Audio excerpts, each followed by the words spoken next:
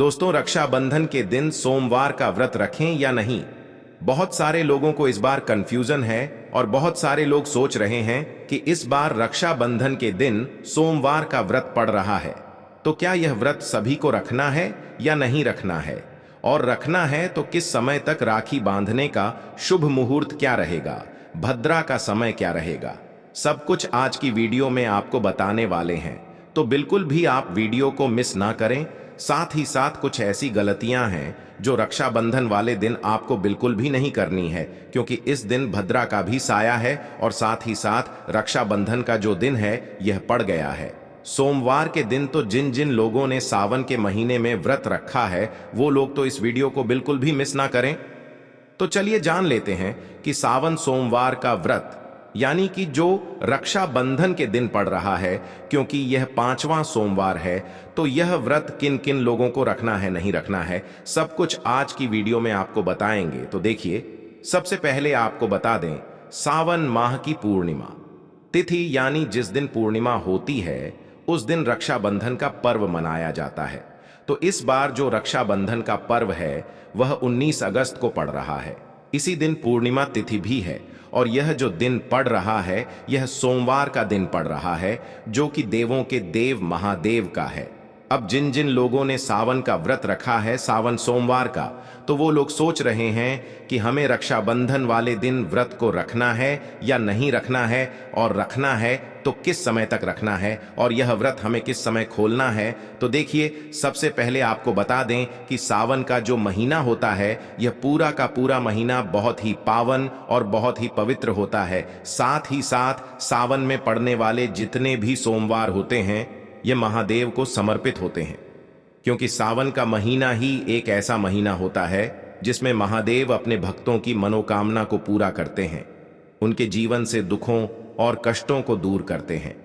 अब जिन जिन लोगों ने व्रत रखा है, कोई अपनी मनोकामना महादेव से कहता है, कोई कहता है कि मेरे जीवन से निर्धनता दूर हो जाए, कोई कहता है मेरे घर में सुख समृद्धि आ जाए, तो कोई महादेव की कृपा हमेशा के लिए प्राप्त करना चाहता है, महादेव का आशीर्वाद हमेशा पाना चाहता है।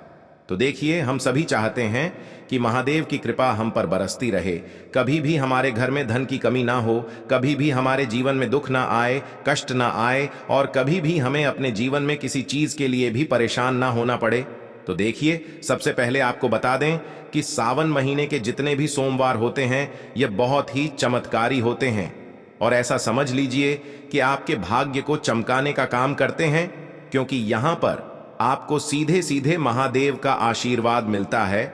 और सावन महीने में पड़ने वाले जितने भी सोमवार होते हैं यह बहुत ज्यादा फलदायी होते हैं। मतलब एक एक सोमवार सावन के महीने का अपने आप में बहुत बड़ा और बहुत ही उत्तम होता है। और जो लोग अपने जीवन में सुख समृद्धि को बढ़ाना चाहते हैं, धन को प्राप्त करना चाहते हैं, महादेव की कृपा प्राप्त करना चाहते हैं, अपनी कोई अधूरी मनोकामना को पूरा करना चाहते हैं, वो लोग सावन सोमवार के दिन और रक्षाबंधन के दिन कुछ ऐसी गलतियां हैं जिन्हें भूल कर भी नहीं करेंगे। तो चलिए, सबसे पहले बात कर लेते हैं कौन कौन सी चीजें हैं जो आपको रक्षाबंधन के दिन नहीं करनी है। सबसे पहले तो आपको भद्रा के साय में, यानी जिस समय भद्रा है उस समय आपको भूलकर भी रक्षाबंधन नहीं मनाना है, राखी नहीं बांधना। तो देखिए, साल 2024 में रक्षाबंधन 19 अगस्त 2024 को मनाया जाएगा। भाई बहन का रिश्ता अटूट रहे, इसके लिए शुभ मुहूर्त में ही राखी बांधना चाहिए, और भद्रा काल में भूलकर भी राखी नहीं आपको बांधनी है। इस साल रक्षाबंधन पर भद्रा का साया मंडरा रहा है, तो भूलकर भी आपको भद्रा के समय में राखी नहीं बांधनी है। और भद्रा कब तक रहेगी इसके बारे में भी आपको वीडियो में बताए हैं। देखिए, आपको बता दें कि सावन माह की पूर्णिमा तिथि जो होती है, जिस दिन हम रक्षाबंधन का त्योहार मनाते हैं, तो पूर्णिमा तिथि 19 अगस्त के दिन सोमवार को प्रारंभ यानी सुबह के 3:04 से शुरू हो रही है, और इस तिथि की समाप्ति जो होगी वो 19 अगस्त को ही रात 11:55 पर हो रही है। सावन माह की पूर्णिमा पर रक्षाबंधन मनाया जाता है, और भद्रा का साया जो है वह सुबह के समय में है। सुबह के टाइम पर किसी को भी रक्षाबंधन का त्योहार नहीं मनाना है, मतलब अपने भाइयों को राखी नहीं बांधनी है। अब बात कर लेते हैं कि रक्षाबंधन का शुभ मुहूर्त क्या है। किस समय राखी बांधनी है?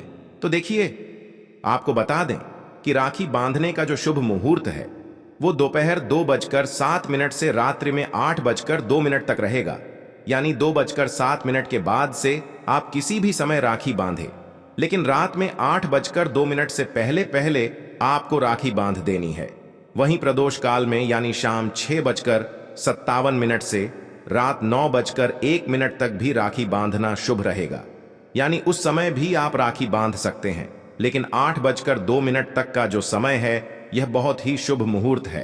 राखी बांधने के लिए 2:07 के बाद से आप किसी भी समय अपने भाई को राखी बांधे और साथ ही साथ 8:02 से पहले पहले कोशिश करें कि आप राखी का त्योहार जो है, रक्षाबंधन जो है, इसे मनाएं। तो देखिए, भद्रा का जो समय है वह क्या है, किस समय से शुरू हो रही है। तो देखिए, आपको बता दें कि सुबह में 5:53 पर इसकी शुरुआत हो रही है और उसके बाद यह दोपहर 1:32 तक रहेगा। इस समय भद्रा का साया पाताल लोक में है। इस समय पर रक्षाबंधन का त्योहार नहीं मनाया जाता है और बहनें अपने भाइयों की कलाई पर राखियां नहीं बांधती हैं, क्योंकि यह जो समय होता है इसे शुभ नहीं माना जाता है। अब इसके पीछे का कारण भी आपको बता देते हैं कि भद्रा काल में राखी क्यों नहीं बांधी जाती है और इससे होता क्या है। तो देखिए, आपको बता दें कि भद्रा काल में ही पौराणिक कथा में लिखा हुआ है कि भद्रा काल में ही लंकापति रावण को उसकी बहन ने भद्रा काल में राखी बांधी थी और उसी साल, जिस साल राखी बांधी थी, उसी साल प्रभु राम के हाथों रावण का वध हुआ था। इसी कारण से भद्रा काल में कभी भी राखी नहीं बांधी जाती है। तो चलिए अब बात कर लेते हैं कि सावन सोमवार का दिन जो पड़ रहा है, रक्षाबंधन के दिन, उस दिन रखना है व्रत या नहीं रखना है, और सावन में कितने सोमवार व्रत रखे जाते हैं। तो देखिए, आपको बता दें कि सावन में आने वाला प्रत्येक सोमवार का दिन जो होता है यह बहुत ही महत्वपूर्ण होता है और सावन में जितने भी सोमवार पड़ते हैं उन सारे सोमवार में ही आपको व्रत रखना पड़ता है।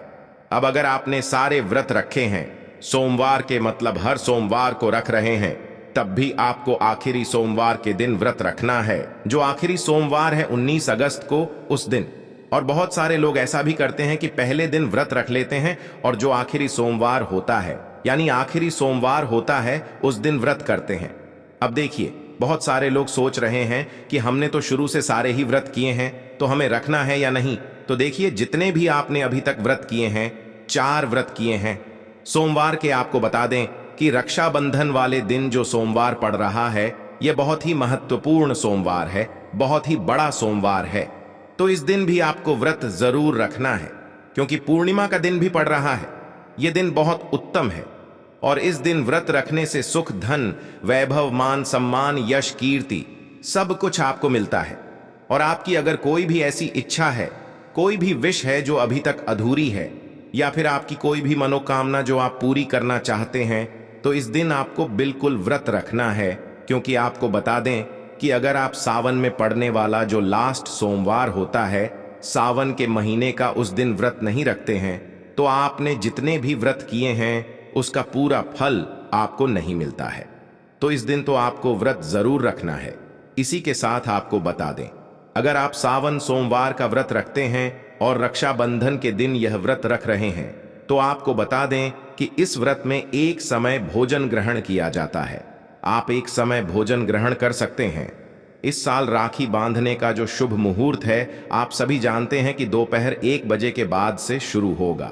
ऐसे में आप राखी बांधने के बाद भोजन को, मतलब शाम के टाइम में भोजन को ग्रहण कर सकते हैं। लेकिन एक चीज बिल्कुल ध्यान रखनी है आपको कि बिल्कुल भी आपको प्याज और लहसुन जो होता है, ऐसा खाना, ऐसा भोजन ग्रहण नहीं करना है। तो आज की वीडियो में आपको बहुत ही अच्छे से समझाने और बताने का प्रयास किया है। कुछ भी आपको पूछना हो, कुछ नहीं समझ आया हो, तो कमेंट बॉक्स में आप पूछ सकते हैं। हमारी वीडियो को लाइक करके चैनल को जरूर सब्सक्राइब कर लें। दोस्तों, अगर आप चाहते हैं कि पूरे साल भगवान भोलेनाथ का आशीर्वाद आपके घर पर बना रहे, भगवान भोलेनाथ के आशीर्वाद से साल 2024 में आपके घर की बरकत हो, आपके घर की उन्नति हो, तो बस आपको यह छोटा सा उपाय करना है जो आपको हम बताने जा रहे हैं। देखिए, कल सोमवार के दिन सुबह आपको अच्छी तरीके से नहा लेना है, सफेद कपड़े पहनने हैं क्योंकि भगवान भोलेनाथ की पूजा में जब भी सफेद रंग के कपड़े पहने जाएं, वह पूजा तुरंत सिद्ध हो जाती है। अब आपको एक लोटा लेना है, तांबे का, उसमें भर लेना है गंगाजल। गंगाजल मार्केट में बड़ी आसानी से आपको मिल जाएगा।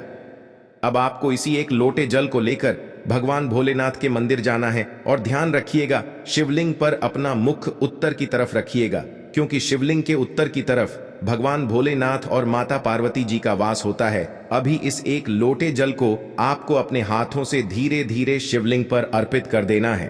अब जब यह पूरा लोटा आपका जल से खाली हो जाए, तब शिवलिंग से गिरते हुए थोड़े से जल को अपने लोटे में भर लीजिए और इसी जल को लाइए अपने घर पर इसका छिड़काव कर दीजिए। अगर इतना सिर्फ आपने 8 जुलाई बड़े सोमवार के दिन कर लिया, तो इतना ही करने भर से आपके घर की हर नकारात्मक शक्तियों का नाश हो जाएगा और पूरे साल आपके घर पर सकारात्मक ऊर्जा का वास बना रहेगा। और ध्यान रखिएगा दोस्तों, जिस घर में भी सकारात्मक ऊर्जा का वास होता है, उस घर की बरकत होती है, उस घर की उन्नति होती है, घर में सदैव भगवान भोलेनाथ की कृपा बनी रहती है। तो इस उपाय को करना मत भूलिए।